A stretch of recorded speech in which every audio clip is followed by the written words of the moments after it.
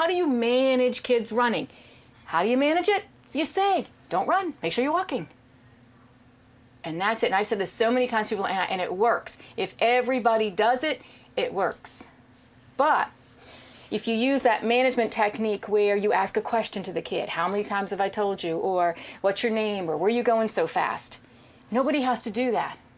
If every single adult just manages it using very similar language every single time, and that's the hard part. We get tired because you got the same pocket of kids that keep doing it no matter what. They do it all the time, and it really frustrates us. It really frustrates us, but they will find the hole in the system. And once that kid who's really pushing the limits, once they find that 2 or 3 people that don't say anything to them, they just walk by and go, oh, that kid again. It just gives them all the power back. And it makes them say, oh, okay, this is fun. Let's see what the next person does.